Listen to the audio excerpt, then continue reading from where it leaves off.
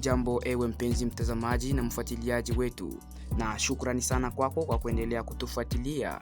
Hivyo leo tutakuletea habari kutoka pande mbalimbali za Jamhuri ya Kidemokrasia ya Kongo, na hasa huko mashariki ambako hali ya hewa si safi.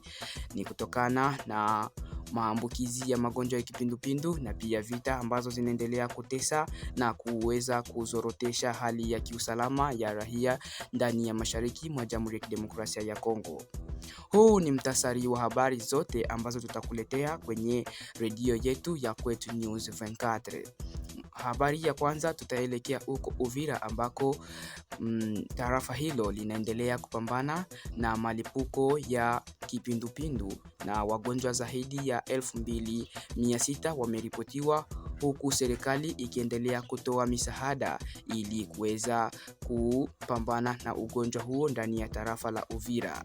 Na pia tutaelekea huko Mwenga ambako imesikitisha kuwa mamia ya wakimbizi kutoka Lwindi wanalala nje bila chakula wala maji wala huduma za kiafya, na hivyo wanahitaji msaada wa haraka kutoka kwa serikali ya Jamhuri ya Kidemokrasia ya Kongo.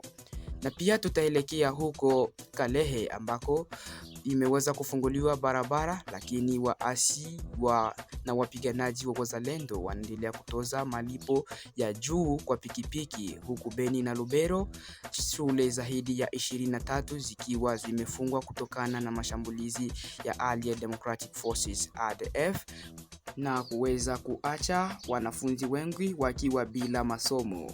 Acha basi tuanze habari zetu moja kwa moja tukielekea huko Uvira, tusikie ni nini kilichozuru baada ya serikali ya Kongo kuweza kuwapatia msaada wa toni 40 za madawa pamoja na vifaa mbalimbali vya kuweza kutibu wagonjwa. Tuweze kusikiliza basi.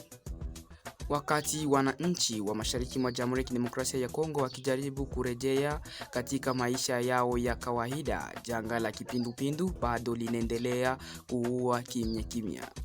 Katika mkoa wa Kivu Kusini pekee yake kumeweza kupatikana watu tayari 36 wamepoteza maisha tangu mwanzo wa mwaka huu. Kulingana na takwimu za idara ya afya ya mkoa wa Kivu Kusini, hiyo idadi ni kama tu zaidi ya 1% ya wagonjwa waliorekodiwa wakiwa wagonjwa 2617.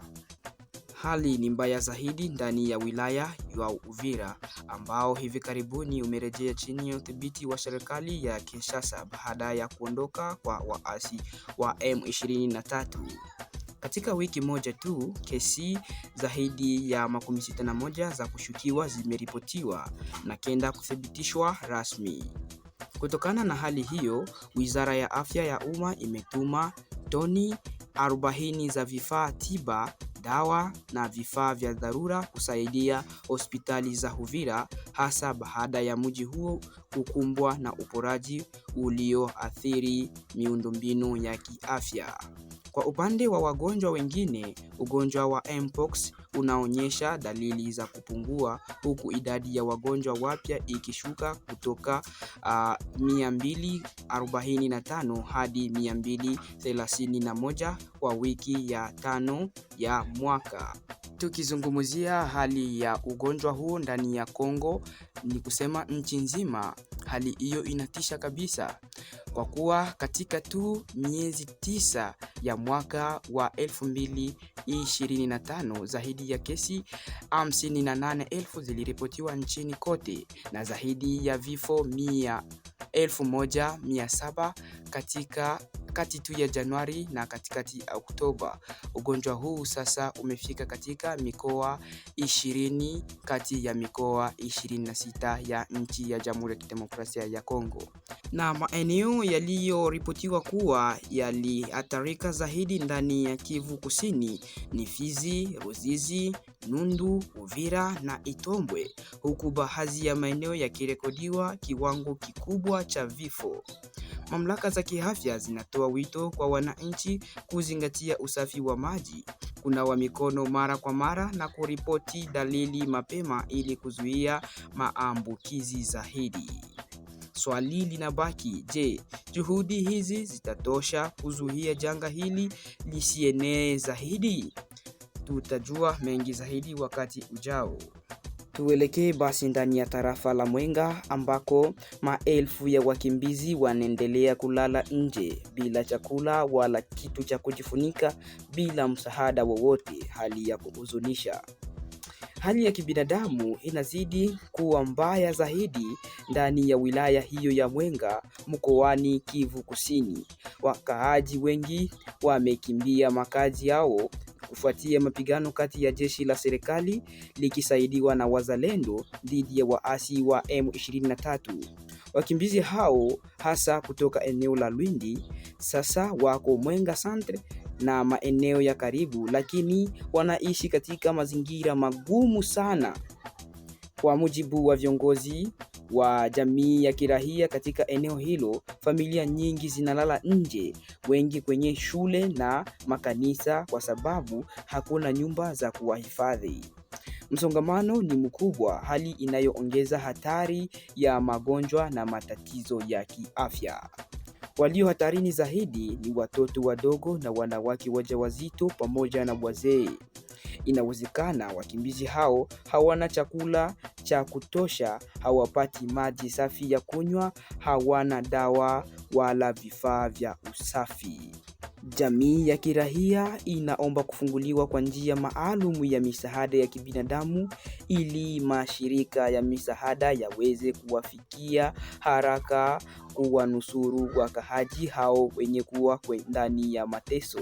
Pia jamii hiyo ya kirahia inawaonya kuwa baadhi ya wanawake wako katika hatari ya kufanyiwa ukatili wa kijinsia wanapojaribu kutafuta chakula au njia zingine za kuweza kuishi. Tangu miezi kadhaa iliyopita, mapigano yameripotiwa katika maeneo mbalimbali ya Mwenga ikiwemo Luwinja, Basile, Barinyi, Wamuzimu na Lwindi, hali inayosababisha wimbi jipya la wakimbizi wa kila siku. Je, msaada wa dharura utafika kwa wakati kuokoa maisha ya watu hao? Tutakujuza habari hiyo ikitufikia. Tuelekee huko Kalehe ambako habari njema iliweza kutokea kwamba barabara ya Chivanga, Kalonge, Bulambika na Hombo vimeweza kufunguliwa ili kurahisisha usafiri na hali ya kiuchumi ndani ya wilaya ya Kalehe. Lakini jambo la kusikitisha ni kwamba hali na changamoto zimeweza kuripuka ghafla kutokana na kutozwa kwa waendeshaji wa pikipiki, na waliweza kutozwa hela nyingi. Hivyo waasi wa M23 waliweza kutoza kiwango kikubwa cha hela ambacho kimeweza kufanya waendeshaji wa pikipiki hizo wawe na changamoto kubwa. Na hata hivyo pia vikosi vya wazalendo vimeweza kuyarudia makosa hayo. Baada ya miezi kadhaa ya mateso makubwa na kukwama kwa usafiri, hatimaye barabara ya Chivanga, Kalonge, Bulambika, Hombo katika eneo la Kalehe mkoani Kivu Kusini imeweza kufunguliwa tena tangu tarehe 8 Februari mwaka huu wa 2026. Barabara hiyo ilikuwa imefungwa kutokana na mapigano ya mara kwa mara kati ya waasi wa M23 na wapiganaji wa wazalendo. Kufungwa kwa barabara hiyo kulisababisha kusimama kabisa kwa usafiri na biashara, hali iliyowaumiza sana wananchi wa eneo hilo. Sasa pikipiki za usafiri zimeanza tena kubeba mizigo kutoka Bukavu kuelekea Hombo. Hii ni hatua muhimu ya kufufua biashara ndogo na kurudisha matumaini kwa wakaaji. Lakini pamoja na furaha hiyo yote, kuna malalamiko mapya. Wananchi wanasema waasi wa M23 wameweza kuzuia huko Chivanga ambako kila pikipiki inalazimika kulipa faranga 50,000 za Kikongo ili kuruhusiwa kupita. Hali inayohuzunisha na kuleta maumivu makali kwa wafanya biashara. Kwa upande mwingine nao wazalendo wameweza kuweka kizuizi karibu na lango la hifadhi ya taifa ya Parc National de Kahuzi-Biega wakidai faranga 30,000 kwa kila pikipiki. Hiyo hali inaweza kusababisha hofu kubwa miongoni mwa wasafirishaji na wananchi, kwani gharama hizo zinaweza kupandisha bei ya bidhaa muhimu kama vile chakula na mahitaji ya kila siku kati ya Bukavu na Bulambika. Madereva wa pikipiki wametoa wito kwa pande zote mbili, ni kusema kwa waashi wa M23 na wazalendo kuweza kuondoa vizuizi hivyo, wakisema kuwa tozo hizo zinaweza kuharibu kabisa juhudi za kufufua uchumi wa eneo hilo. Kwa kukumbuka, barabara hiyo ya miti Bulambika Hombo ilikuwa imefungwa kwa miezi mingi na kusababisha hali ya uchumi kuweza kuwa nguvu na hali ya maisha ndani ya miji hiyo. Sasa hizo zilikuwa ni habari kutoka huko Kalehe ambako hali ni nguvu. Tuelekee basi huko Beni na Lubero ambako zaidi ya shule 20 zimeweza kufungwa kwa sababu ya mashambulizi. Hali ya usalama inaendelea kuwa mbaya mashariki mwa Jamhuri ya Kidemokrasia ya Kongo. Jumla ya shule 23 zikiwemo 15 za msingi na 8 za sekondari zimeweza kufungwa katika eneo la Malio na Mwenye katika eneo la Bashu wilaya ya Beni mkoani Kivu Kaskazini.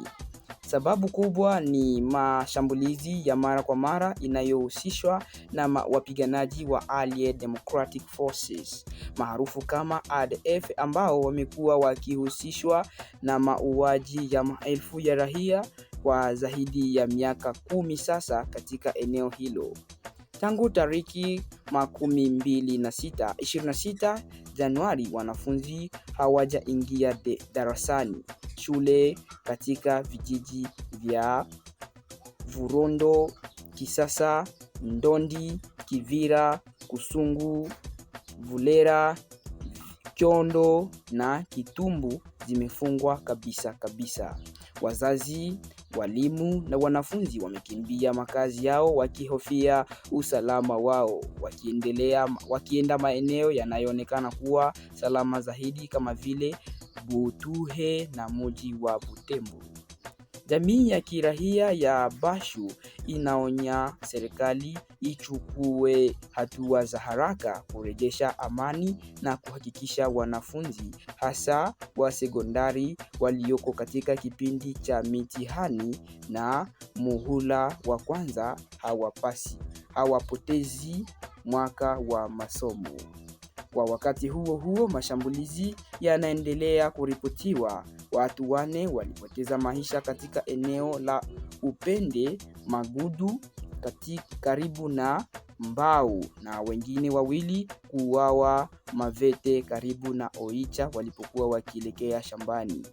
Kwa mujibu wa takwimu za mashirika za kirahia Kivu Kaskazini, tangu mwanzo wa mwaka huu pekee zaidi ya raia 63 wameripotiwa kupoteza maisha katika wilaya ya Beni na Lubero, huku Lubero ikiwa imeathiriwa zaidi. Hizo zilikuwa ni habari za siku ya leo. Ewe mpenzi mtazamaji, endelea kuwa na Kwetu News 24 ili kupata habari zaidi.